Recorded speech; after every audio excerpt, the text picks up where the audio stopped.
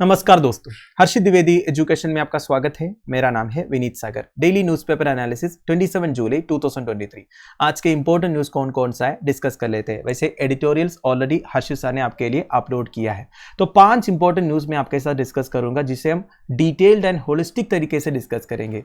एक तो देखिए नो ट्रस्ट मोशन से रिगार्डिंग है। आपको पता है दोस्तों, अपोजिशन पार्टीज ने नो कॉन्फिडेंस मोशन मूव किया था, तो स्पीकर ऑफ लोकसभा ने उसे एडमिट किया है, तो वो देखेंगे। फिर बर्थ रिकॉर्ड डिजिटाइजेशन के लिए बिल प्रपोज हुआ है। फिर Lok Sabha forest conservation amendment bill को पास किया है, जो एक कंट्रोवर्शियल बिल था। सेंटर का प्लान है दोस्तों जम्मू एंड कश्मीर असेंबली में 2 कश्मीरी माइग्रेंट्स को नॉमिनेट करने का, ये देखेंगे। इसमें हम कुछ डाटा भी डिस्कस करेंगे। फिर देखिए इंडिया में 530 डिस्ट्रिक्ट जो है अपने आप को मैनुअल स्कैवेंजिंग फ्री रिपोर्ट किया है, ये भी हम डिस्कस करेंगे। ठीक है, तो इतने न्यूज़ को हम डिस्कस करने वाला है। आगे जाने से पहले लेक्चर पर लाइक का बटन, चैनल को अब तक शेयर एंड सब्सक्राइब नहीं किया हो तो कर लीजिएगा। हमारा मेंटरशिप कोर्स के बारे में हर्षित साहब आपको बताया है, तो उसे भी आप ज्वाइन कर सकते। शुरुआत करते हैं। सबसे पहला news, no trust motion against Modi government admitted in Lok Sabha. GS paper 2 parliamentary proceedings में ये न्यूज़ आपको काम आएगा। देखिए, मैंने आपको कल बताया था कि अपोजिशन पार्टीज ने मिलकर यह डिसाइड किया है रूलिंग गवर्नमेंट के खिलाफ में नो कॉन्फिडेंस मोशन मूव करने का। अगर नो कॉन्फिडेंस मोशन पास हो जाता है तो रूलिंग गवर्नमेंट को रिजाइन करना पड़ेगा, यह बात आपको मालूम है। ठीक है, तो आज न्यूज क्या आया है, no trust motion against Modi government admitted in Lok Sabha. इसका मतलब क्या होता है? देखिए, मैंने आपको कल जब नो कॉन्फिडेंस मोशन के बारे में बता रहा था तो मैंने आपको यह भी बताया था स्पीकर का कंसेंट जरूरी है। स्पीकर के पास पावर है इस मोशन को एक्सेप्ट करने का या रिजेक्ट करने का, तो स्पीकर ने इस मोशन को एडमिट किया है, ये न्यूज आया है दोस्तों। ठीक है, तो अब स्पीकर अपोजिशन पार्टी से टाइम मांगा है कि नो कॉन्फिडेंस मोशन का डिबेट को प्लान करने के लिए। वैसे मैं आपको बताऊं, आज पर the rules of procedure of Lok Sabha speaker के पास 10 दिन का टाइम है। 10 दिन के अंदर कभी भी वो टाइम अलोकेट कर सकते हैं। यह भी मैं आपको बताऊं कि मानसून सेशन का टाइम अभी ज्यादा बचा नहीं है, केवल 12 वर्किंग डेज बचा है, तो ये 12 दिन के अंदर स्पीकर को किसी ना किसी दिन इस मोशन के ऊपर जो डिबेट है उसे प्लान करना पड़ेगा। ठीक है, तो नो कॉन्फिडेंस मोशन के ऊपर डिबेट होगा, उसके बाद वोटिंग होगा। अगर वोटिंग में रूलिंग गवर्नमेंट फेल हो जाता है, बेसिकली ज्यादा वोट्स अगर अपोजिशन पार्टीज को मिल जाता है तो गवर्नमेंट को रिजाइन करना पड़ेगा, पर यह होने वाला नहीं है दोस्तों। ऑलरेडी नेशनल डेमोक्रेटिक अलायंस के पास सफिशिएंट मेजोरिटी है, उसके बारे में हम आगे बात करेंगे। ठीक है, नाउ और एक चीज बता देता हूं, देखिए पार्लियामेंट में 3 सेशंस हैं, budget session, monsoon session and winter session. BMW करके आप याद कर सकते हैं। सबसे पहला सेशन जो है बजट सेशन होता है, फिर मानसून सेशन होता है, फिर क्या होता है, विंटर सेशन होता है। तो अब मानसून सेशन चल रहा है। ठीक है, इतना क्लियर। नाउ आगे, So Deputy Leader of Congress in Lok Sabha, Gaurav Gogoi had moved a no confidence motion against the Modi government on July 26. The party's leader in the lower house, Adhir Ranjan Chowdhury told. तो देखिए, कोई भी member जो है no confidence motion move कर सकता है, पर इसके लिए कम से कम 50 MP का सपोर्ट चाहिए। ऐसा नहीं कि कोई भी मेंबर को यह लगा कि चलो आज मैं नो कॉन्फिडेंस मोशन जो है मूव करूंगा, उसके लिए 50 मेंबर्स ऑफ पार्लियामेंट का सपोर्ट भी चाहिए। तो ये है उनके पास, क्योंकि 50 मेंबर्स तो है ना अपोजिशन के पास, 50 से ज्यादा है, वैसे बहुत है, तो 50 मेंबर से ज्यादा का सपोर्ट है, इसलिए नो कॉन्फिडेंस मोशन जो है एडमिट हुआ है। ठीक है, तो आज जब मैं ये न्यूज पढ़ रहा था मुझे एक टर्म नजर आया, वो है 3-lane whip। The Congress had issued a 3-lane whip asking all its Lok Sabha members to be present for a parliamentary party meeting it held at 10:30 AM। अब ये 3-lane whip मतलब क्या होता है दोस्तों, एग्जामिनेशन पर्सपेक्टिव में काफी important है। whip क्या है ये समझने की कोशिश करेंगे। ठीक है, तो देखिए दोस्तों, ये जो विप का कॉन्सेप्ट है ये कॉलोनियल ब्रिटिश रूल से हमने इनहेरिट किया है।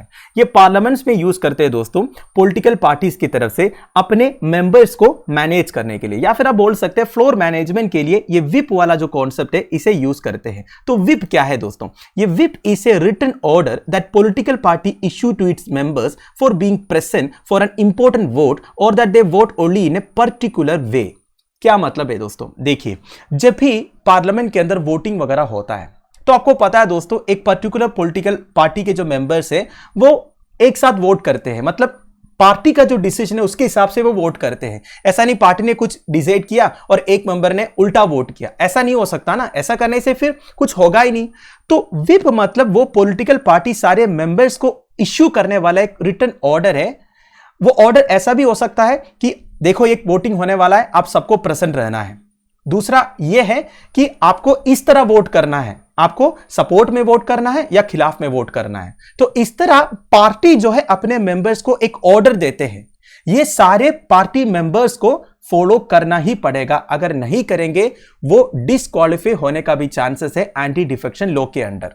ठीक है, इतना क्लियर है। नाउ इसका कॉन्स्टिट्यूशनल स्टेटस क्या है दोस्तों, very important. The office of whip is mentioned neither in the constitution of India nor in the rules of the house nor in a parliamentary statute, it is based on the conventions of the parliamentary government. देखिए हमारा parliament का कुछ rules है, ठीक है, और हमारा देश में कुछ लॉज है जिसे आप स्टैट्यूट्स भी कह सकते हैं।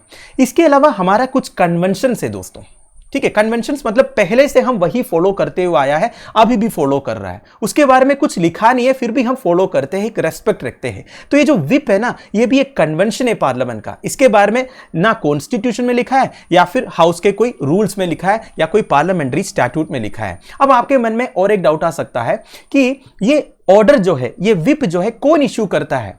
मैंने आपको बोला एक पॉलिटिकल पार्टी अपने मेंबर्स के लिए इशू करता है व्हिप जो है।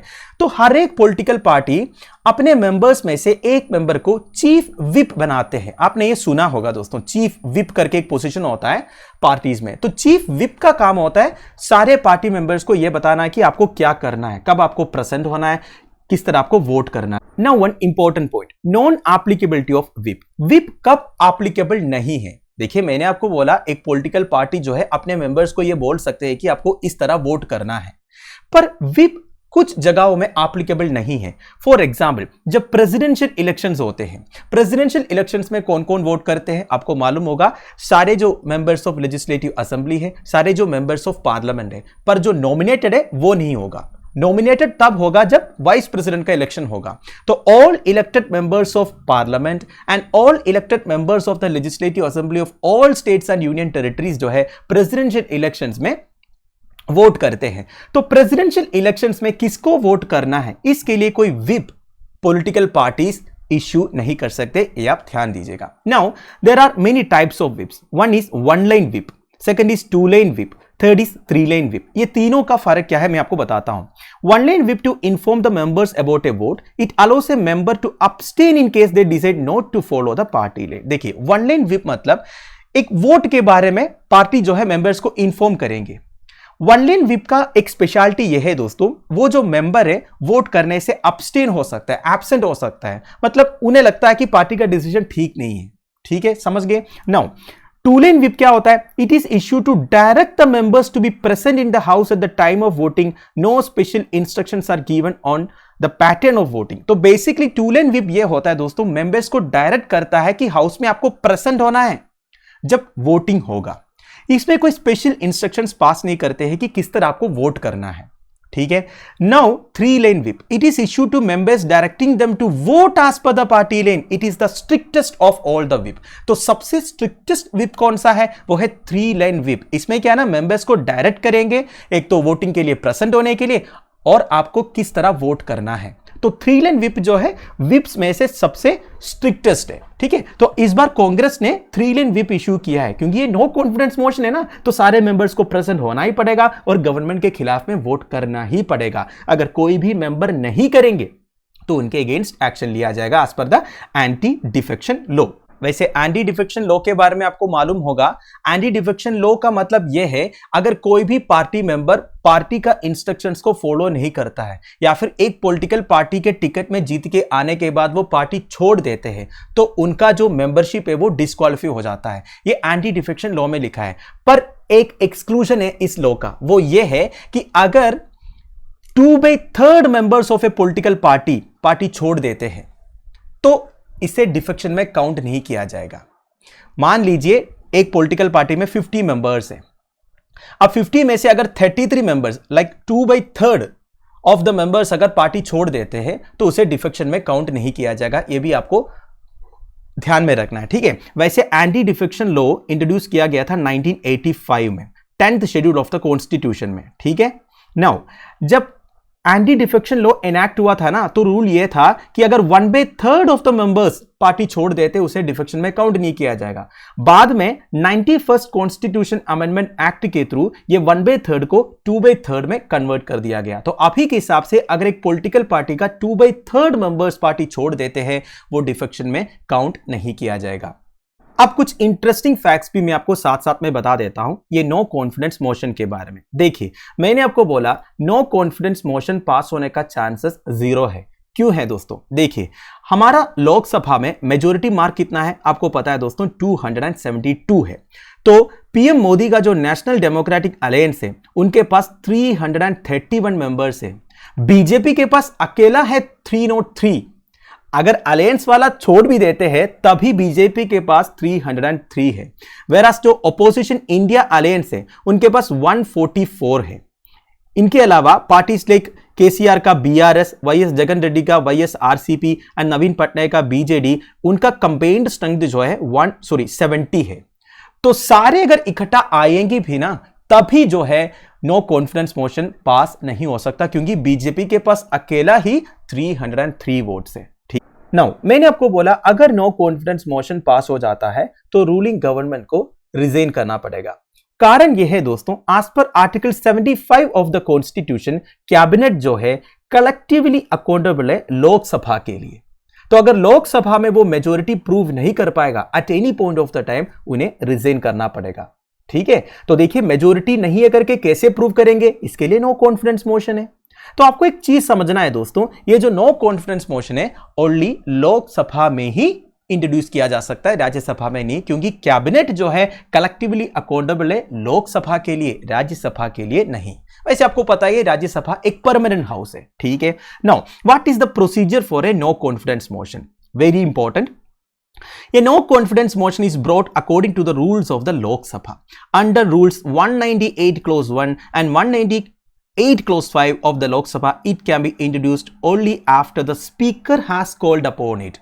वेरी इंपॉर्टेंट पॉइंट, मैंने आपको पहले ही बोला था स्पीकर का कंसेंट जरूरी है। तो ये लिखा है 198 close 1 and 198 close 5 of the rules of procedures of Lok Sabha. Now, the information about bringing it to the house has to be given in writing to the Secretary General by 10 AM. तो देखिए लोकसभा का जो secretary general रहते हैं उनके पास no confidence motion का information पहुंचना चाहिए राइटिंग में, वो भी 10 बजे से पहले। And it requires the support of at least 50 members of the house, ये मैंने आपको पहले बता दिया। ठीक है, and if the motion is passed, president fixes 1 or more days for discussion. The president of India can also ask the government to prove its majority. If the government is unable to do so, the cabinet must resign or else it will be dismissed. अगर motion pass हो जाता है मान लीजिए, ठीक है, तो president 1 या 2 दिन फिक्स करते हैं डिस्कशन के लिए। एंड प्रेसिडेंट ऑफ इंडिया जो है फिर गवर्नमेंट से पूछ सकता है कि आप अपनी मेजोरिटी प्रूव कर सकता है क्या। अगर गवर्नमेंट मेजोरिटी प्रूव नहीं कर पाता है देन कैबिनेट को रिजाइन करना पड़ेगा, नहीं तो प्रेसिडेंट उस कैबिनेट को डिसमिस करेंगे। ठीक है, इतना क्लियर। नाउ कौन कौन से प्राइम मिनिस्टर्स ऑफ इंडिया को रिजाइन करना पड़ा है नो कॉन्फिडेंस मोशन हारने के बाद? Vishwanath Pratap Singh was a member of the Janata Dal Party and held the office of Prime Minister from 1989 to 1990. कोalition politics की शुरुआत थी दोस्तों जब ये विश्वनाथ प्रताप सिंह इंडिया के प्रधानमंत्री बने थे। 1989 से लेकर 1990 तक विश्वनाथ प्रताप सिंह इंडिया के प्रधानमंत्री थे। ध्यान रखिएगा, इन्हीं के टाइम पर ओबीसी रिजर्वेशन इंप्लीमेंट किया था देश में। ठीक है, नाउ उन्होंने जो कोalition गवर्नमेंट हेड किया था ना, वो गवर्नमेंट का नाम था, बेसिकली कोalition का नाम था नेशनल फ्रंट, जिसे बीजेपी का सपोर्ट था। पर बीजेपी ने अपना सपोर्ट विड्रॉ किया था राम टेम्पल इशू के ऊपर। Then he lost the confidence motion by 142 votes to 346 votes. ठीक है, तो विश्वनाथ प्रताप सिंह हार गए थे नो कॉन्फिडेंस मोशन और उन्हें रिजाइन करना पड़ा। अगला एच.डी. देवेगौड़ा आपको मालूम होगा कि वो former chief minister of Karnataka भी रह चुके हैं। ठीक है, and prime minister of India भी रह चुके हैं। तो देवेगौड़ा साहब जनता दल पार्टी के हैं। वो प्राइम मिनिस्टर बने थे 1996 में with a coalition known as the United Front with the support of Congress. तो कोalition का नाम था यूनाइटेड फ्रंट, कांग्रेस का सपोर्ट था। पर कुछ महीने बाद कांग्रेस जो है अपना सपोर्ट विड्रॉ किया। फिर देवेगौड़ा साहब का गवर्नमेंट को नो कॉन्फिडेंस मोशन फेस करना पड़ा। मोशन मूव किया था अप्रैल 11, 1997 को and Gowda government could Garner only 158 votes, दस लूजिंग द मोशन। ठीक है, अगला अटल बिहारी वाजपेयी, ये तो आपने सुना ही होगा दोस्तों। अटल बिहारी वाजपेयी जी इंडिया के प्रधानमंत्री बने थे 1996 में। इन्होंने 2 बार नो कॉन्फिडेंस मोशन फेस किया था। ठीक है, Vajpayee had lost the first no trust motion by just a single vote in 1999। एक वोट से हार गए थे। ठीक है, वाजपेयी जी जो है क्यों हारे थे? क्योंकि जयललिता लेड AIDMK अपना सपोर्ट विड्रॉ किया था। ठीक है, तमिलनाडु के जो फॉर्मर चीफ मिनिस्टर थे ना जयललिता, जिनकी पार्टी है अन्ना DMK, तो फुल नेम है AIADMK, द्राविड मुन्नेट्र कழகம் जो है। ठीक है, अभी वो तमिलनाडु में अपोजिशन पार्टी है। तमिलनाडु में अभी रूलिंग पार्टी कौन है? DMK है। ठीक है, और चीफ मिनिस्टर है MK स्टालिन साहब जो है। सो अटल बिहारी वाजपेयी जी ने 1996 में नो कॉन्फिडेंस मोशन फेस किए थे, हार गए थे एक वोट से। He had again faced a no confidence motion in 2003 which he won by overwhelming majority. दूसरी बार नो कॉन्फिडेंस मोशन मूव हुआ था उनके खिलाफ में, पर इस बार वो बच गए थे। ठीक है, तो इतने डिटेल्स मैंने आपको बता दिया दोस्तों, किसके बारे में? नो कॉन्फिडेंस मोशन के बारे में। आई होप आपको समझ में आ गया होगा। अब हम अगले न्यूज पर चलेंगे। Parliament proceedings, bill proposes birth record digitization, GS paper 2 parliament, GS paper 1 population and associated issues में न्यूज आपको काम आएगा। देखिए दोस्तों, अब तो मानसून सेशन चल रहा है ना, तो जितने भी इंपॉर्टेंट न्यूज होगा वो कोई बिल के बारे में होगा, गवर्नमेंट का कोई प्रपोजल्स के बारे में होगा। तो मैक्सिमम न्यूज आपको कोई ना कोई बिल से रिलेटेड आपको मिलेगा, क्योंकि अभी मानसून सेशन चल रहा है। ठीक है, तो पार्लियामेंट में नया एक बिल प्रपोज हुआ है दोस्तों, बर्थ रिकॉर्ड डिजिटाइजेशन से रिगार्डिंग। तो ये क्या है, ये समझने की कोशिश करें। देखिए, आजकल डिजिटाइजेशन का जमाना है। हर एक गवर्नमेंट सर्विस जो है आप ऑनलाइन अवेल कर सकते हैं। इससे फायदा बहुत है। एक तो टाइम कम लगेगा, दफ्तरों का चक्कर काटने की जरूरत नहीं है, घर पे बैठे बैठे आप अप्लाई कर सकते हैं, स्टेटस देख सकते हैं और आपको डिजिटल सर्टिफिकेट्स मिल भी जाते हैं। वैसे हमारा गवर्नमेंट का एक विजन है सब कुछ डिजिटाइज करने का। आपने नेशनल डिजिटल हेल्थ मिशन के बारे में सुना होगा, जिसके बारे में हमने कई बार डिस्कस किया है। तो अब न्यूज क्या आया है, गवर्नमेंट ऑफ इंडिया प्लान कर रहा है डिजिटल बर्थ सर्टिफिकेट्स को भी जनरेट करने के लिए। तो अब से बर्थ सर्टिफिकेट्स भी डिजिटल होगा। अब से मतलब जब ये बिल पास हो जाएगा, एक्ट बन जाएगा, तो उसके बाद जितने बच्चों का जन्म होगा उनके लिए बर्थ सर्टिफिकेट्स जो है डिजिटल मिल जाएगा, पेपरलेस हो जाएगा। ठीक है, नाउ तो ये समझने के लिए आपको थोड़ा सा बैकग्राउंड बताना होगा, मतलब प्रेजेंट प्रोसीजर क्या है। अगर आज एक बच्चे का जन्म होता है, उनका बर्थ सर्टिफिकेट आपको कैसे मिलेगा, ये मैं आपको बताता हूं। मान लीजिए एक हॉस्पिटल में एक बच्चे का जन्म होता है, ठीक है, तो वो हॉस्पिटल सबसे पहले आपको एक सर्टिफिकेट देगा। वो बर्थ सर्टिफिकेट नहीं है, समझ लीजिएगा, हॉस्पिटल बर्थ सर्टिफिकेट आपको नहीं दे सकते। हॉस्पिटल जो सर्टिफिकेट देगा ना, वो केवल एक इंटीमेशन होगा कि एक बच्चे का जन्म इस हॉस्पिटल में हुआ है, इस टाइम पे हुआ है, इस तारीख में हुआ है, बच्चा मेल है या फीमेल है, मोड ऑफ डिलीवरी क्या है, पेरेंट्स का नाम क्या है, ये सारे डिटेल्स जो है वो सर्टिफिकेट में लिखा होगा। वो सर्टिफिकेट लेके आपको लोकल अथॉरिटीज के पास जाना पड़ेगा। जब मैं लोकल अथॉरिटीज बोल रहा हूं, जो कॉरपोरेशन, म्युनिसिपैलिटी, पंचायत, ये सब है। ठीक है, तो एक पॉइंट आप ध्यान से सुनिएगा, हॉस्पिटल जहां पे सिचुएटेड होगा, मतलब हॉस्पिटल का लोकेशन जिस कॉरपोरेशन के अंडर आएगा या फिर जिस म्युनिसिपैलिटी के अंडर आएगा या फिर जिस पंचायत के अंडर आएगा, वही अथॉरिटी आपको बर्थ सर्टिफिकेट देगा। क्लियर? और एक बार बता रहा हूं, मान लीजिए मेरा घर जो है केरला का एर्नाकुलम डिस्ट्रिक्ट में है, ठीक है, और मेरी वाइफ का जो डिलीवरी है वो दूसरा डिस्ट्रिक्ट में हुआ, उधर एक हॉस्पिटल में हुआ, तो मेरे बच्चे का जो बर्थ सर्टिफिकेट है जहां पे मेरी वाइफ की डिलीवरी हुई है, ठीक है, वो हॉस्पिटल जहां पे लोकेटेड है, जिस कॉर्पोरेशन के अंडर या म्युनिसिपैलिटी के अंडर लोकेटेड होगा, वही देगा। समझ गए आप?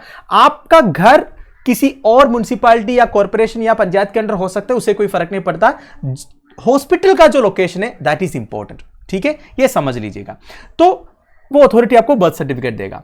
तो वो बर्थ सर्टिफिकेट में नाम वगैरह एकदम कड़क लिखा रहना चाहिए, नहीं तो आपको फ्यूचर में दिक्कत हो सकता है। ऐसा नहीं कि आपने बच्चा का जन्म जब हुआ तब कुछ नाम डिसाइड किया, फिर आगे जाके आपने नाम चेंज किया, तो ये सब का प्रोसीजर्स बहुत लंबा रहता है। इसलिए कल की डेट में जब आपको बच्चा होगा ना, तो क्या नाम रखना है वो पहले से डिसाइड करके रखने का, और करेक्ट नाम इनिशियल्स के साथ प्रोवाइड करने का, नहीं तो बाद में आपको दिक्कत होगा। जब आप बच्चे का एडमिशन के लिए जाएंगे एजुकेशनल इंस्टीट्यूशंस में, तब अगर नेम में कुछ डिफरेंस है तो आप फंस जाएंगे। ठीक है, तो ये मेरा खुद का एक्सपीरियंस है, जस्ट मैंने आपको बता दिया। ठीक है, तो इतना क्लियर।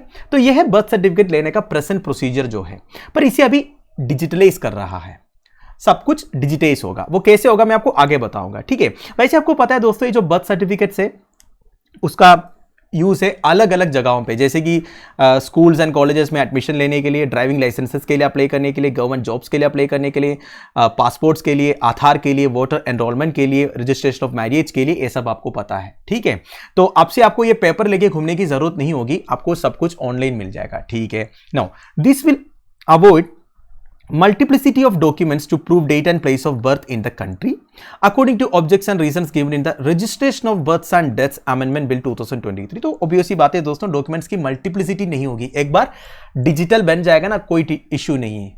ऐसा नहीं कि पेपर फाड़ दिया खत्म हो गया। ठीक है, ऐसा होता है ना, किसी का बर्थ सर्टिफिकेट खो गया, वो जाके डुप्लीकेट के लिए अप्लाई करेंगे, उनको डुप्लीकेट मिल जाएगा, इसके बाद पता चला जो खोया हुआ बर्थ सर्टिफिकेट है वो मिल गया।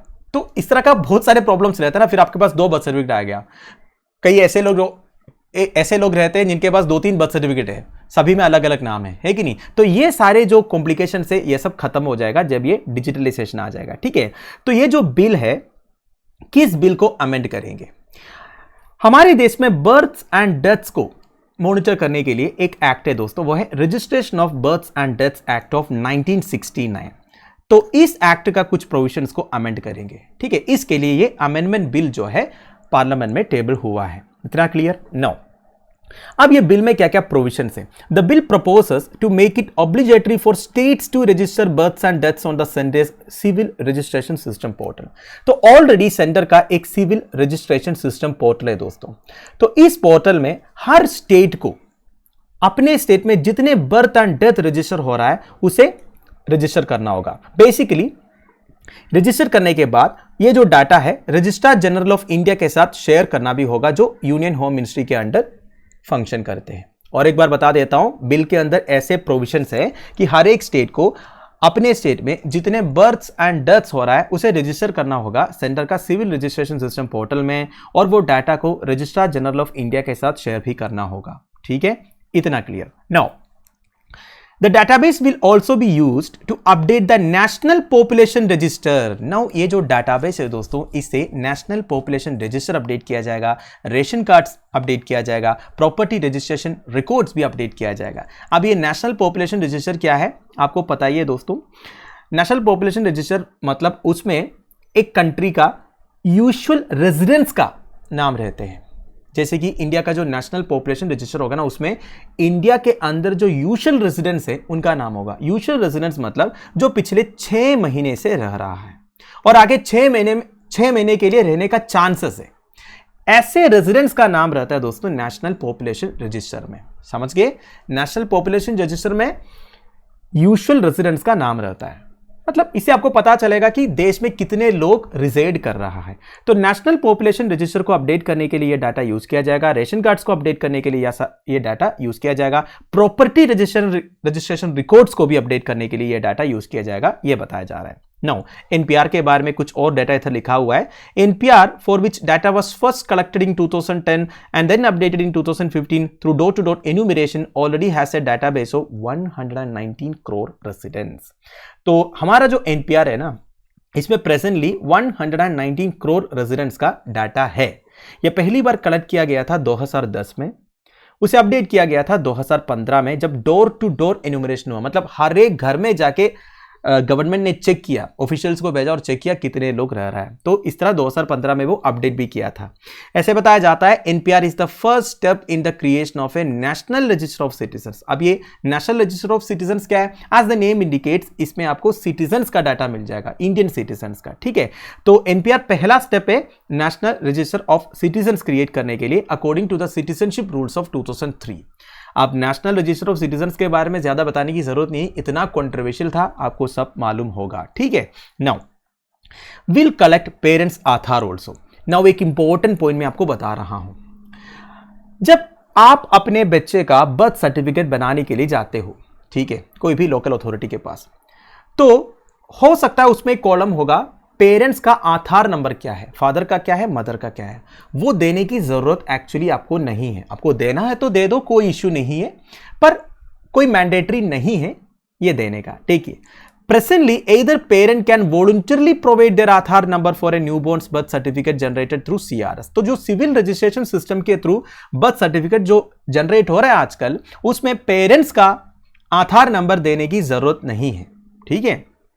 पर ये जो नया बिल में प्रोविजन है उसके हिसाब से it proposes to collect Aadhaar numbers of parents and informant if available in case of birth registration। तो बर्थ रजिस्ट्रेशन के टाइम पर पेरेंट्स का आधार नंबर भी कलेक्ट करने के लिए प्रोविजन है इस नया बिल में, ठीक है। वैसे मैं आपको बताऊं, as on March 31, Aadhaar has a saturation of 93% for a projected national population of 138.72 crore। ये डाटा नोट करके लिख दीजिएगा। आधार सैचुरेशन बताया जा रहा है, मतलब हमारा जो टोटल पॉपुलेशन है उसमें कितने लोगों के पास आधार कार्ड है, वो है 93%। तो 93% सैचुरेशन ऑलरेडी है हमारे देश में आधार का, ठीक है। Now the new bill proposes to facilitate registration process of adopted, orphan, abandon, surrendered, surrogate child and child to a single parent और अनवेड मदर। तो सारे बच्चे कवर हो रहा है इसमें, ऐसा नहीं कि प्रॉपरली मैरिज कपल्स का बच्चे का ही नाम होगा इसमें। सारे जो बच्चा है, चाहे वो अडॉप्टेड हो, ऑर्फन हो, अबैंडन हो, सरेंडेड हो, सरगेट हो। सरगेट मतलब क्या होता है? सरगेट चाइल्ड, सरगेट चाइल्ड मतलब वो है दोस्तों, फादर का स्पर्म कलेक्ट किया जाएगा, मदर का ओवम कलेक्ट किया जाएगा, और जो एम्ब्रियो होगा उसे एक तीसरे महिला का यूट्रस में डिपॉजिट करेंगे। वो 9 महीने जो है बच्चे को पालेंगे और बच्चे को जन्म देंगे, फिर बच्चे को फादर एंड मदर को हैंड ओवर किया जाएगा। इसे बोलते हैं सरगसी। सरगसी से रिलेटेड भी काफ़ी सारे रूल्स एंड रेगुलेशन है हमारे देश में, इसके बारे में हमने कई बार डिस्कस किया है, ठीक है। तो सरगेट चाइल्ड भी हो, child to a single parent हो, अगर अनवेड मदर हो, मतलब एक औरत की शादी नहीं हुई है फिर भी बच्चा है, तो वो सारे कवर हो जाएगा इस बिल के अंडर, ये बताया जा रहा है दोस्तों, ठीक है। And it will also make it mandatory for all medical institutions to provide a certificate as to the cause of death to the registrar and copy of the same to the nearest relative. तो देखिए सारे medical institutions को एक mandate दे रहा है दोस्तों, जब भी किसी का डेथ हो रहा है, ठीक है, तो उसके लिए एक सर्टिफिकेट उन्हें प्रोवाइड करना पड़ेगा कोर्स ऑफ डेथ के साथ। क्योंकि देखिए मैंने आपको बोला ये जो अमेंडमेंट हो रहा है ये registration of births and deaths act of 1969 में हो रहा है, इसमें केवल बर्थ नहीं डेथ्स भी कवर्ड है। तो इस तरह अलग अलग प्रपोजल से दोस्तों इस बिल में, अब तो एक लोकसभा में पास हुआ है, सॉरी इंट्रोड्यूस हुआ है, फिर ये लोकसभा में पास होगा, राज्यसभा में पास होगा, फिर प्रेसिडेंट के पास जाएगा, फिर रूल्स नोटिफाई होगा, इसके लिए टाइम है। जब ये रूल्स वगैरह नोटिफाई होगा, मतलब टाइम लगेगा, तब हम और डिटेल में डिस्कस करेंगे इस एक्ट के बारे में जब ये बिल एक्ट बन जाएगा, ठीक है। तो आई होप आपको ये न्यूज़ भी क्लियर हो गया होगा। अगला, Lok Sabha passes forest conservation amendment bill. Again एक बिल के बारे में बात हो रही है दोस्तों, जो लोकसभा में पास हुआ है वो है forest conservation amendment bill. GS paper 2 and 3, parliament, government policies and interventions and issues arising out of its implementation, conservation, ये सब में आपको ये न्यूज़ काम आएगा। देखिए, Lok Sabha passed the forest conservation amendment bill on July 26 without any changes from the version first introduced on March 29। The contentious bill was introduced to amend the forest conservation act of 1980। देखिए, forest conservation से related हमारे देश में कौन कौन से loss है दोस्तों, मैं आपको बताऊं। एक है इंडियन फॉरेस्ट एक्ट ऑफ 1927, एक ब्रिटिश एरा लॉ है जो अभी भी एप्लीकेबल है, और एक है फॉरेस्ट कंजर्वेशन एक्ट ऑफ 1980। इसके अलावा एनवायरनमेंट से रिलेटेड जितने लॉज वगैरह हमारे देश में, उसमें भी थोड़ा बहुत मेंशन्ड है फॉरेस्ट कंजर्वेशन के रिगार्डिंग। फिर भी इंपॉर्टेंट लॉस ये दो है, one is forest rights act of 1927, second is forest conservation act of 1980। तो ये 1980 वाला फॉरेस्ट कंजर्वेशन एक्ट को अमेंड करने के लिए गवर्नमेंट एक बिल प्रपोज किया था, ठीक है। अब ये बिल जब से प्रपोज हुआ है दोस्तों, तब से बहुत ज्यादा कंट्रोवर्सीज है, कंटेंशियस बिल है, क्योंकि इसमें जो प्रोविजंस है, इसे जो फॉरेस्ट एक्टिविस्ट है, एनवायरमेंटलिस्ट है, वो सब खुश नहीं है। खुश क्यों नहीं है मैं आपको आगे बताऊंगा, ठीक है। देखिए, the 1980 legislation, that is Forest Conservation Act of 1980, has empowered the center for the last 4 decades to ensure that any forest land diverted for non-forestry purposes is duly compensated। तो Forest Conservation Act of 1980 के हिसाब से अगर कोई भी forest land non forestry purposes के लिए use करते हैं, मतलब कोई प्रोजेक्ट्स आ रहा है, इंफ्रास्ट्रक्चर डेवलपमेंट्स आ रहा है, तो उसे कॉम्पनसेट करना पड़ेगा, मतलब अफोरेस्टेशन करना पड़ेगा उन जगहों पर, दूसरी जगहों पर। अगर आप एक जगह का फॉरेस्ट को डिस्ट्रॉय कर रहे हैं तो दूसरी जगह में आपको फॉरेस्ट लगाना भी होगा। तो इस तरह का कुछ रूल्स है It extends its remit to land even beyond what is officially classified as forest in state and central government record. इसका क्या मतलब है? देखिए, हमारे देश में फॉरेस्ट एरिया बहुत है। एस्टिमेट्स के हिसाब से टोटल ज्योग्राफिकल एरिया का करीब 24% जो है फॉरेस्ट एरिया है। If I am not wrong, एक बार चेक कीजिएगा। पर देखा जाएगा तो इंटरनेशनल प्रिंसिपल्स के हिसाब से एक कंट्री का करीब 33% जो है फॉरेस्ट एरिया होना चाहिए। इस हिसाब से हमारा फॉरेस्ट एरिया कम है। और ये जो 24% है ना, this is including plantations also. Plantations मतलब कमर्शियल पर्पसेस के लिए जो कल्टीवेशन करते हैं ना, जैसे कि कॉफी प्लांटेशंस हो गया, रबर प्लांटेशंस हो गया, टी प्लांटेशंस हो गया, ये सब भी इंक्लूडेड है। ये जो 24% है, if I am not wrong, एक बार चेक कीजिएगा, ठीक है। सो ये जो फॉरेस्ट एरिया है उसे हमारा फॉरेस्ट डिपार्टमेंट जो है क्लासिफाई किया हुआ है। जैसे कि आपने classified forest, unclassified forest, reserve forest, protected forest, ये सब सुना होगा ना। तो इस तरह के क्लासिफिकेशन ऑलरेडी दिया है। तो मेरा कहने का मतलब है फॉरेस्ट एरियाज को रिकॉर्ड किया है ऑफिशियल रिकॉर्ड्स में गवर्नमेंट ने, ठीक है।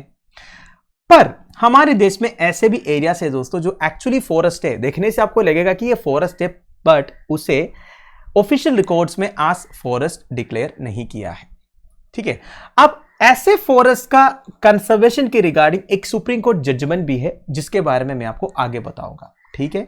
इतना क्लियर? नाउ अब ये जो अमेंडमेंट लेके आ रहा है ना दोस्तों, it extends its remit to land even beyond what is officially classified as forest in state and central government records.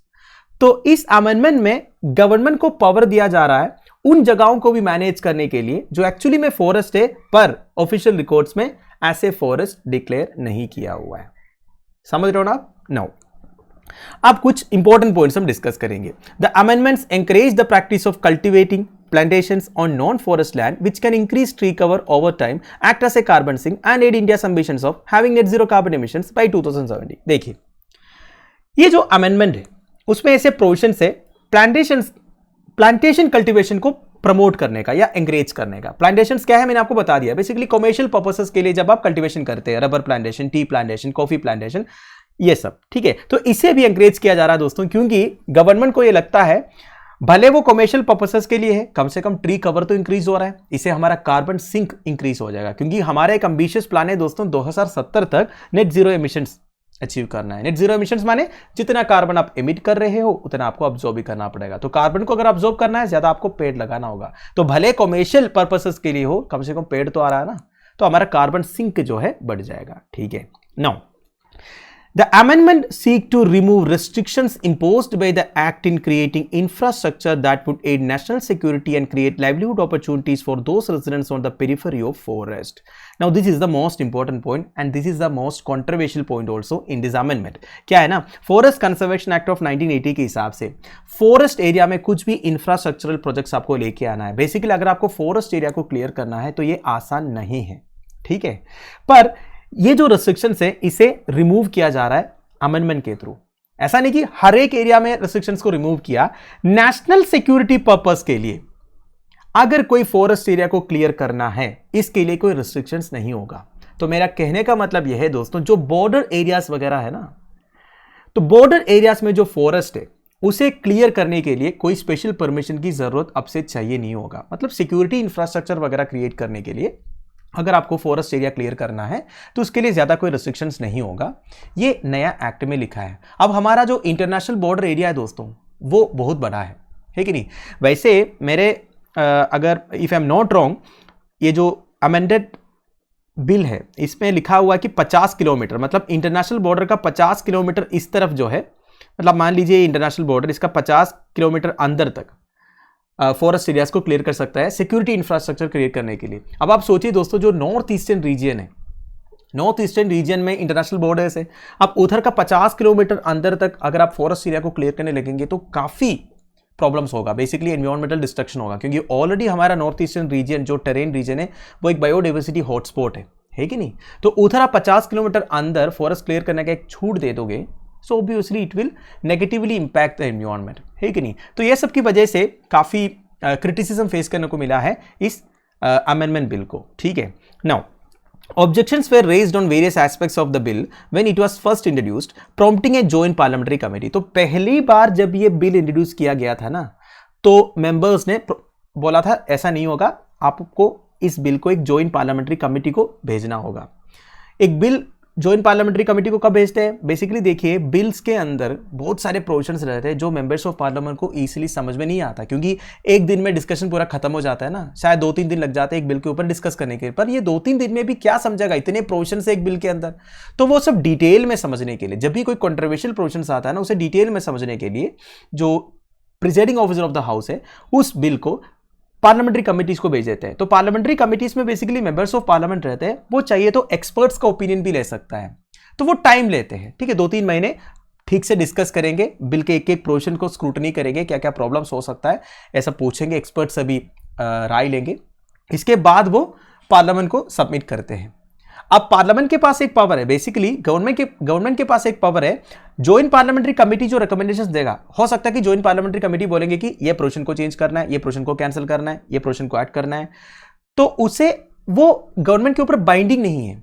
ऐसा कोई जरूरी नहीं है कि कमेटी जो बोलेगा वो करना है। गवर्नमेंट चाहे तो उसे एक्सेप्ट कर सकता है या रिजेक्ट भी कर सकता है। ठीक है, तो वैसे ये जो बिल है दोस्तों, ये एक जॉइंट पार्लियामेंट्री कमेटी को भेजा गया था। ठीक है, now nearly 1300 representations from a multitude of groups including tribal rights groups, independent think tanks were sent to JPC objecting to the clauses of the bill. तो जब ये जॉइंट पार्लियामेंट्री कमेटी बैठे थे ना, उनको करीब 1300 रिप्रेजेंटेशंस मिले अलग अलग ग्रुप से, बेसिकली इस बिल के क्लॉसेस के अगेंस्ट उन्हें मिला था। ठीक है, There were objections that the amendments diluted the Supreme Court's 1996 judgment in the Godavarman case. अब आपको आपका जो नोटबुक है वो खोलना है, एक केस के बारे में लिखना है, वो है supreme court 1996 judgment in the Godavarman case. 1996 में गोदावर्मन केस हुआ था सुप्रीम कोर्ट में। तो इस केस में सुप्रीम कोर्ट ने ये कहा था that the extended protection to wide tracts of forest even they are not recorded as forest. हमारे देश में अगर ऐसा कुछ एरिया है जो एक्चुअली में फॉरेस्ट है, आपको दिख रहा है फॉरेस्ट है, पर अगर वो area as a forest government records में रिकॉर्डेड नहीं है, तो इसका मतलब ये है उस एरिया में कुछ भी हो सकता है, पूरा फॉरेस्ट क्लियर भी हो सकता है। ऐसा नहीं हो सकता। Even if a tract of forest is not recorded as a forest in the government records, वो भी कंसर्व करना है। उधर भी आप पेड़ काटने से पहले आपको परमिशन वगैरह लेना पड़ेगा। तो इस तरह एक सुप्रीम कोर्ट जजमेंट आया था 1996 में, जिसे द फेमस गोदावर्मन केस बोलते हैं। तो जब ये बिल लेके आया ना, तो बिल के अंदर जो प्रोविजन है ये सुप्रीम कोर्ट जजमेंट को डाइल्यूट कर रहा है करके भी क्रिटिसिज्म आया था, क्योंकि सुप्रीम कोर्ट ने ऑलरेडी बोला है कि जो area as a forest recorded नहीं है उसे भी कंसर्व करने की रिस्पॉन्सिबिलिटी हमारी है। पर इधर क्या बोला जा रहा है कि it extends its remit to land even beyond what is officially classified as forest. तो ये ठीक नहीं है। ठीक है, and there were objections to the acts new name also. अब देखिए जो एक्ट है ना, इसका नाम ही बदल रहा है। पहले तो फॉरेस्ट कंजर्वेशन एक्ट ऑफ 1980 था, अब से नाम होगा वन संरक्षण एवं संवर्धन अधिनियम, जिसका मतलब है इंग्लिश में forest conservation and augmentation act instead of the existing forest conservation act. अब देखिए नाम जब आप हिंदी में करोगे ये भी एक प्रॉब्लम क्रिएट करेगा।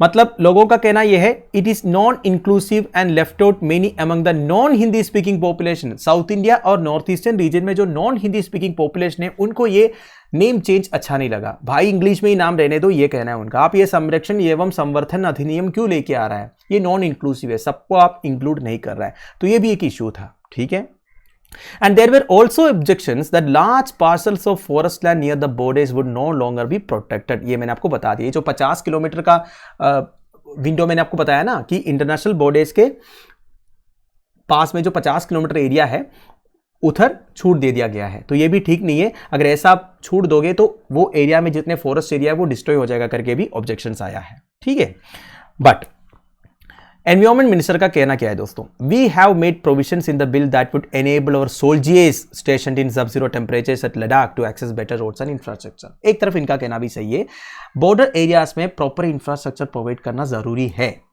But not at the cost of environment. ये भी एनवायरमेंटल एक्टिविस्ट बोलेंगे, वो अलग बात है, पर सिक्योरिटी इंफ्रास्ट्रक्चर प्रोवाइड करना बहुत जरूरी है दोस्तों। अगर जंगल में रह के सोल्जर्स को आप ड्यूटी करने बोलोगे ये भी ठीक नहीं है। तो एनवायरमेंट मिनिस्टर का कहना यह है कि बॉर्डर एरियाज में proper infrastructure and roads provide करना हमारी रिस्पॉन्सिबिलिटी है, उसके लिए हमें थोड़ा बहुत फॉरेस्ट एरिया को क्लियर करना पड़ेगा। ठीक है, और एक बात कहा है मिनिस्टर साहब ने, despite our attempts to improve social forestry, people are hesitant to plant private plantation for fear that forest loss will prevent them from cutting those trees. मतलब गवर्नमेंट की तरफ से सोशल फॉरेस्ट्री को इंप्रूव करने का attempt रहा है, फिर भी लोग जो है प्राइवेट प्लांटेशंस प्लांट नहीं कर रहा है इस डर में कि फॉरेस्ट लॉस जो है उन्हें प्रिवेंट करेंगे उन पेड़ों को काटने से। क्या समझे आप? इधर एक टर्म आ रहा है दोस्तों सोशल फॉरेस्ट्री, वो क्या है मैं आपको आगे बताऊंगा। अभी के लिए आप ये समझ लीजिए, इंडिया जो है टिम्बर को इंपोर्ट करते हैं। टिम्बर की जरूरत तो हमें है ना, मतलब लकड़ी की जरूरत तो है हमें, पर हम क्या है ना, हमारे पास इतना टिम्बर नहीं है, और फॉरेस्ट एरियाज में जो टिम्बर है उसे हम काट भी नहीं सकते क्योंकि हमारा फॉरेस्ट लॉस जो है वो काफी स्ट्रॉन्ग है। तो हमारे पास और एक सोल्यूशन है दोस्तों, आप खुद ही ट्रीज को प्लांट करो, फॉरेस्ट में नहीं, क्योंकि फॉरेस्ट में अगर आप प्लांट करोगे उसे तो आप काट नहीं सकते। तो सोशल फॉरेस्ट्री एक ऑप्शन है दोस्तों, मतलब जितने अनयूज्ड लैंड्स है, ठीक है, जितने फॉलो लैंड्स है, उधर आकर आप ट्रीज को प्लांट करोगे, वो ट्रीज जब बड़े हो जाएंगे उसे आप काट सकते हैं। किसके लिए? फ्यूल वुड के पर्पसेस के लिए या फिर और भी पर्पसेस के लिए आप काट के यूज कर सकते हैं। तो सोशल फॉरेस्ट्री मतलब कम्युनिटी पार्टिसिपेशन को इंश्योर करेंगे। जैसे कि मैं बताऊंगा आपको, रेलवे लाइन से, अब रेलवे लाइंस के साइड में अगर ऐसा लैंड पड़ा है जो कोई यूज ही नहीं कर रहा है, उधर अगर आप पेड़ लगाओगे तो वो पेड़ जो है 10, 15, 20 साल में बड़े हो जाएंगे ना, तो फ्यूल वुड के पर्पसेस के लिए यूज किया जा सकता है कि नहीं? और भी कई सारे पर्पसेस के लिए यूज किया जा सकता है। जैसे कि पब्लिक रोड्स है, पब्लिक रोड्स के साइड में अगर आप पेड़ लगाओगे तो वो भी एक दिन बड़े हो जाएगा, उसे भी आप यूज कर सकते हैं। तो हमारा जो ट्रेडिशनल फॉरेस्ट है उसे एक्सप्लॉइट करने की जरूरत नहीं होगी, है कि नहीं? तो यह है बेसिकली सोशल फॉरेस्ट्री का कॉन्सेप्ट जो है। पर मिनिस्टर साहब का कहना यह है, गवर्नमेंट की तरफ से सोशल फॉरेस्ट्री को इंप्रूव करने का अटेम्प्ट रहा है, फिर भी लोग जो है प्राइवेट प्लांटेशंस को प्लांट नहीं कर रहा है क्योंकि उनको डर है कि कल की डेट में जो फॉरेस्ट लॉस है वो हमें प्रिवेंट करेंगे इन पेड़ों को काटने से। अगर हमें लकड़ी की जरूरत है वो हम काट ही नहीं सकते क्योंकि फॉरेस्ट लॉस जो है इतना ही स्ट्रिक्ट है। तो इसलिए फॉरेस्ट लॉस का अमेंडमेंट किया जा रहा है ताकि जो नॉन फॉरेस्ट एरिया में से पेड़ वगैरह हम काट सकते हैं, ये बोला जा रहा है। पर this will be against the supreme court 1996 judgment, ये भी आपको समझना है। बस मिनिस्टर साहब ने अपना जस्टिफिकेशन दिया है, ये मैं बता रहा हूं, ठीक है? तो कुल मिला के आप समझ गए ना दोस्तों, ये जो फॉरेस्ट कंजर्वेशन अमेंडमेंट बिल है इसमें बेसिकली जो 1980 का फॉरेस्ट कंजर्वेशन एक्ट के जो प्रोविजन है उसे थोड़ा सा लिबरलाइज किया जा रहा है, ठीक है? जैसे कि नेशनल सिक्योरिटी पर्पसेस के लिए यूज किया जा सकता है, ठीक है? एंड जो मैंने आपको बोला सोशल फॉरेस्ट्री वाला पॉइंट, ये सब आप ध्यान दीजिएगा। पर काफी कॉन्ट्रोवर्शियल बिल है दोस्तों, इसके ऊपर और भी आर्टिकल्स आएंगे तब हम और डिटेल में डिस्कस करेंगे, ठीक है? अगला, center moves bill to nominate 2 Kashmiri migrants to J&K assembly, GS paper 2 state legislatures. देखिए दोस्तों, minister of state for home Nityanand Rai साहब ने एक बिल लोकसभा में टेबल किया है to nominate 2 members from Kashmiri migrants community who migrated when militancy was it peak in 89-90। देखिए, आपको पता है दोस्तों कि जम्मू एंड कश्मीर अभी सेंटर के कंट्रोल में है। वैसे जम्मू एंड कश्मीर एक यूनियन टेरिटरी है, पर जम्मू एंड कश्मीर में एक लेजिस्लेटिव असेंबली भी होगा। अब लेजिस्लेटिव असेंबली क्रिएट करने के लिए एक डिलिमिटेशन कमीशन बिठाया था जिन्होंने कॉन्स्टिट्यूएंसीज को डिमार्केट किया है ऑलरेडी, ठीक है? पर अभी तक वो लेजिस्लेटिव असेंबली ऑपरेशनल नहीं है, इलेक्शंस अभी तक कंडक्ट नहीं हुआ है, ये बात भी आपको मालूम है। तो इलेक्शंस कंडक्ट करने से पहले ही Jammu and Kashmir legislative assembly में कुछ रिजर्वेशंस प्रोवाइड करने के लिए एक बिल इंट्रोड्यूस किया है minister of state for home Nityanand Rai साहब जो है, ठीक है? नाउ वो बोला है कि 2 मेंबर्स को नॉमिनेट करेंगे, किसमें? Jammu and Kashmir legislative assembly में, और वो 2 मेंबर्स होगा कश्मीरी माइग्रेंट्स कम्युनिटी से जो 1989-90 के टाइम पर उधर से माइग्रेट किए थे जब उधर मिलिटेंसी एकदम पीक में था, ठीक है? नाउ ये 2 मेंबर्स में से एक मेंबर जो है वुमन होगी, ठीक है? ये नॉमिनेटेड होगा, कोई इलेक्शन नहीं होगा, डायरेक्टली नॉमिनेट किया जाएगा Jammu and Kashmir legislative assembly में, यह बताया जा रहा है।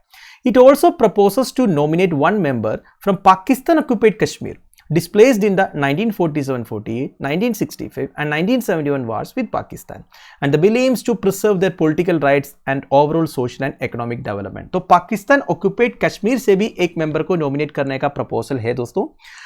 आपको पता है पाकिस्तान ऑक्युपाइड कश्मीर से काफी लोग डिस्प्लेस हुए थे जब 1947-48 में वार हुआ था, 1965 में वार हुआ था एंड 1971 वार हुआ था पाकिस्तान के साथ।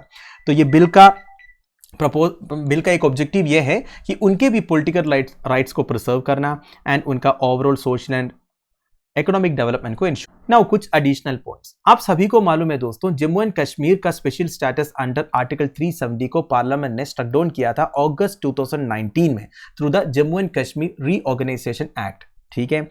And former state of Jammu and Kashmir को बाइफिकेट किया था दो यूनियन टेरिटरीज में, one is Jammu and Kashmir, second is Ladakh, जिसमें लद्दाख में कोई लेजिस्लेटिव असेंबली नहीं होगा। It will be a union territory just like Andaman and Nicobar islands, Lakshadweep etcetera. But Jammu and Kashmir में लेजिस्लेटिव असेंबली होगा लाइक पुदुचेरी, दिल्ली एक्सेट्रा, ठीक है। पर जम्मू एंड कश्मीर में लेजिस्लेटिव असेंबली को क्रिएट करने के लिए सबसे पहले कॉन्स्टिट्यूएंसीज को डिमार्केट करना पड़ेगा, फिर उधर एक असेंबली इलेक्शंस कंडक्ट करना पड़ेगा, ये बात आपको मालूम है। तो डिलिमिटेशन कमीशन तो सेंटर ने फॉर्म किया था, उन्होंने अपना काम किया भी है, उन्होंने कॉन्स्टिट्यूएंसीज को डिमार्केट भी किया है, पर अभी तक उधर असेंबली इलेक्शंस को अनाउंस नहीं किया है। जब असेंबली इलेक्शंस होगा इसके बाद लेजिस्लेटिव असेंबली जो है ऑपरेशनल होगा।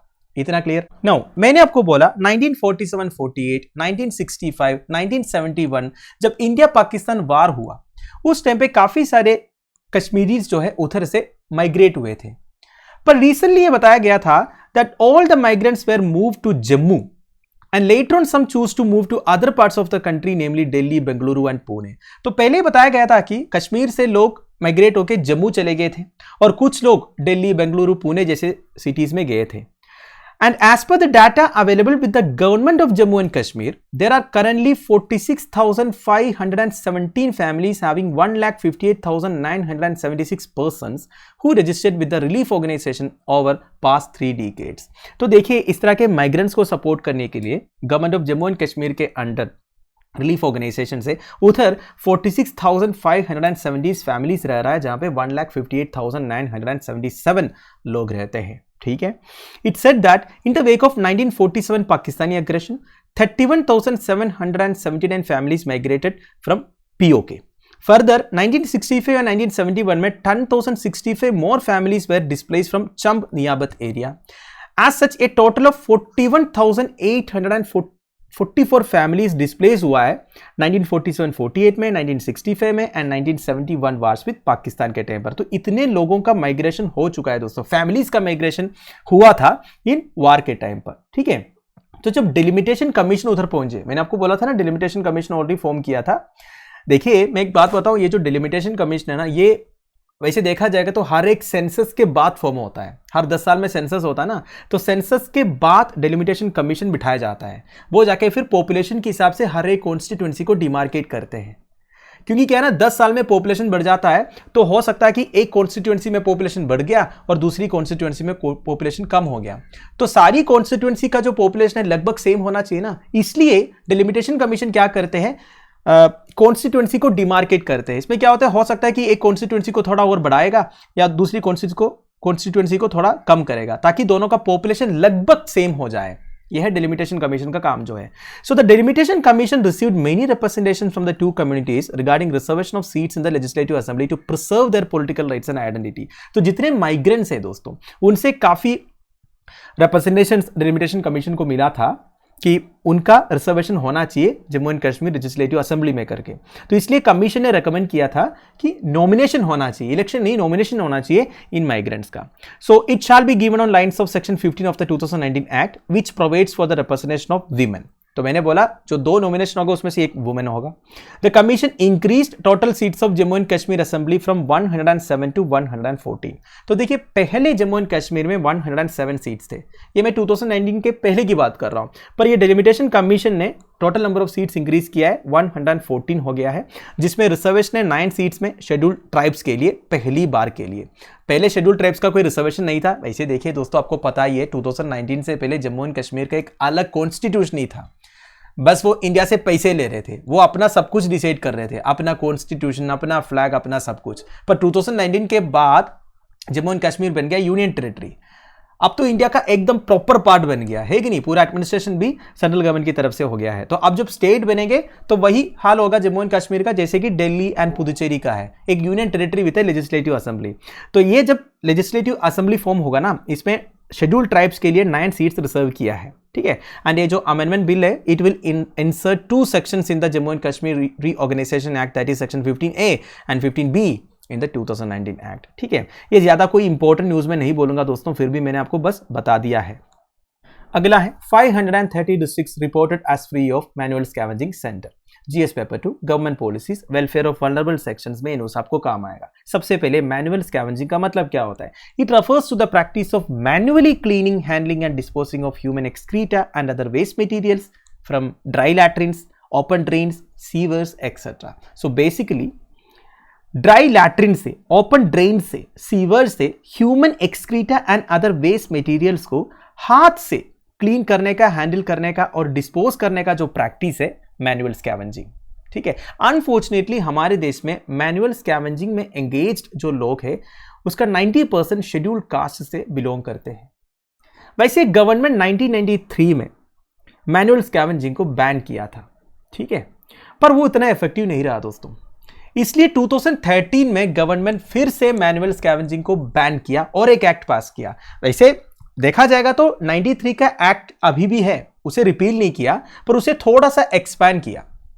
2013 में गवर्नमेंट ने क्या किया, किसी भी तरह का मैनुअल स्कैवेंजिंग हम बैन कर रहे हैं, चाहे वो कोई इंडस्ट्रियल वेस्ट हो, कुछ भी है, हाथ से अगर आप किसी से साफ करा रहे हो वो एक पनिशेबल ऑफेंस है करके गवर्नमेंट ने बता दिया। तो आपको ध्यान रखना है मैनुअल स्कैवेंजिंग को बैन करने के लिए गवर्नमेंट की तरफ से 2 एक्ट है, एक 1993 का और एक 2013 का। तो न्यूज अभी क्या आ रहा है दोस्तों, मिनिस्ट्री ऑफ सोशल जस्टिस एक रिपोर्ट सबमिट किया है राज्यसभा में। रिपोर्ट के हिसाब से Jammu and Kashmir, Manipur, Telangana, Andhra Pradesh, West Bengal, Jharkhand are among the states and union territories that have the highest number of districts yet to declare themselves as manual scavenging free। तो government ने सारे डिस्ट्रिक्ट्स को यह बोला था कि आपको अपने डिस्ट्रिक्ट को मैनुअल स्कैवेंजिंग फ्री करके डिक्लेयर करना है। जैसे कि ओपन डिफिकेशन फ्री डिक्लेयर करते हैं ना, वैसे मैनुअल स्कैवेंजिंग फ्री डिक्लेयर करना है। हर डिस्ट्रिक्ट कलेक्टर को यह रिस्पॉन्सिबिलिटी दे दिया गया था कि आपको इंश्योर करना है कि आपका डिस्ट्रिक्ट के अंदर मैनुअल स्कैवेंजिंग नहीं हो रहा है, क्योंकि गवर्नमेंट ने उसे ऑलरेडी बैन किया है। तो राज्यसभा में जो रिपोर्ट सबमिट हुआ इसके हिसाब से 530 डिस्ट्रिक्ट्स जो है ऑलरेडी रिपोर्ट किया है as free of manual scavenging. उधर कोई मैनुअल स्कैवेंजिंग हो नहीं रहा है, अच्छी बात है। But Jammu and Kashmir, Manipur, Telangana, Andhra, West Bengal, Jharkhand जैसे स्टेट्स में हाईएस्ट नंबर ऑफ डिस्ट्रिक्ट्स है जो अभी तक मैनुअल स्कैवेंजिंग फ्री डिक्लेयर नहीं किया है।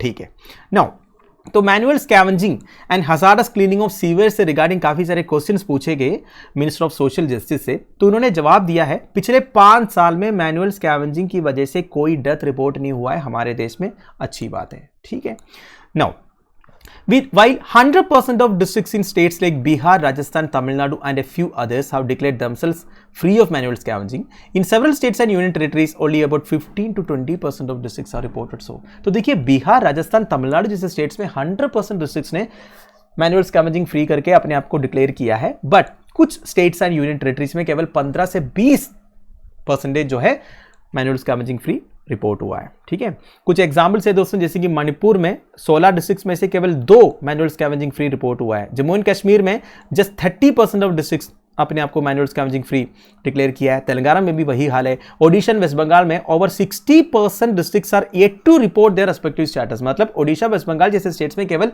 40% डिस्ट्रिक्ट्स जो है मैनुअल स्कैवेंजिंग फ्री रिपोर्ट किया है।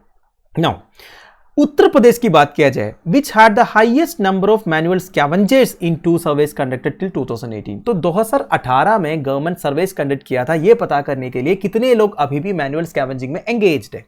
तो उसे पता चला था उत्तर प्रदेश में सबसे ज्यादा लोग हैं 32,473। पर देखिए 2023 में 5 साल के बाद nearly 90% districts reporting that they had been made free of manual scavenging. ठीक है, तो अभी के हिसाब से उत्तर प्रदेश के 90% डिस्ट्रिक्ट्स जहां पे सबसे ज्यादा मैनुअल स्कैवेंजर्स थे उन्होंने भी अपने आप को मैनुअल स्कैवेंजिंग फ्री क्या किया है, डिक्लेयर किया है। ठीक है, नाउ मैनुअल स्कैवेंजिंग को गवर्नमेंट ने बैन तो किया, पर वो लोग फिर क्या करेंगे, उन्हें रिहैबिलिटेट भी तो करना पड़ेगा ना। तो उन्हें रिहैबिलिटेट करने के लिए गवर्नमेंट एक नमस्ते स्कीम लेके आया था। ध्यान दीजिएगा, नमस्ते स्कीम किससे रिगार्डिंग आपसे पूछ सकता है। ठीक है, और नमस्ते स्कीम पिछले कुछ सालों से काफी सक्सेसफुल रहा है दोस्तों। तो आपको एक इंपॉर्टेंट पॉइंट ध्यान रखना है दोस्तों, prohibition of manual scavenging act of 1993, prohibition of manual scavenging act of 2013 and prevention of atrocities against scheduled caste and scheduled tribe act, ये तीनों एक्ट के अंडर ऐसे प्रोविजंस आपको देखने को मिलेगा। अगर कोई मैनुअल स्कैवेंजिंग कराएंगे किसी से, देखिए सबसे ज्यादा मैनुअल स्कैवेंजिंग कराने वाला लोग कौन होगा? कॉन्ट्रैक्टर्स होगा। कॉन्ट्रैक्टर्स जो है लेबर्स को लेके आते हैं और ये मैनुअल स्कैवेंजिंग कराते हैं। तो कॉन्ट्रैक्टर्स को पनिश करने का प्रोविजन है दोस्तों, केवल कॉन्ट्रैक्टर्स को नहीं, कोई भी अगर किसी से मैनुअल स्कैवेंजिंग कराएंगे उन्हें पनिश करने के लिए प्रोविजन है इन तीनों एक्ट में, ठीक है। और एक पॉइंट मैंने आपको बता दिया, इस तरह के पॉइंट्स आपको नोट करना है। According to data release by government in Parliament in 2021, over 90% of manual scavengers identified in the surveys till 2018 were from scheduled caste communities। तो देखिए हमारे देश की हालत यह है दोस्तों, मैनुअल स्कैवेंजिंग करने वाला जो लोग है उसके से 90% जो है शेड्यूल्ड कास्ट कम्युनिटी से बिलोंग करते हैं। इसलिए देखिए ये सोशल अपलिफ्टमेंट की बात हो रही है दोस्तों हमारे देश में। देश की हालत अभी भी ऐसा है, मतलब सबसे खतरनाक काम जो है, सबसे नीचे वाला जो काम जो है वो करने वाले लोग अभी भी एकदम लोअर कम्युनिटी से बिलोंग करते हैं। तो इनका सोशल अपलिफ्टमेंट अगर हम नहीं करेंगे तो कहां हम सोशल जस्टिस की बात कर रहे हैं, सोशल इक्वालिटी की बात कर रहे हैं, क्योंकि ग्राउंड लेवल में यही हो रहा है दोस्तों। और भी कई सारे सेक्टर्स आपको देखने को मिलेगा जहां पे सबसे लो लेवल में शेड्यूल्ड कास्ट कम्युनिटी के लोग हैं। So social upliftment is the only solution, ठीक है। इसके लिए गवर्नमेंट को अलग अलग एक्शंस लेना पड़ेगा। अब मैं ज्यादा डीप नहीं जा रहा हूं दोस्तों, आई होप आपको ये न्यूज़ जो है समझ में आ गया होगा, ठीक। तो दोस्तों दैट्स इट, आई होप आपको सारे न्यूज़ समझ में आ गया होगा। Thank you for watching, bye bye, have a nice day.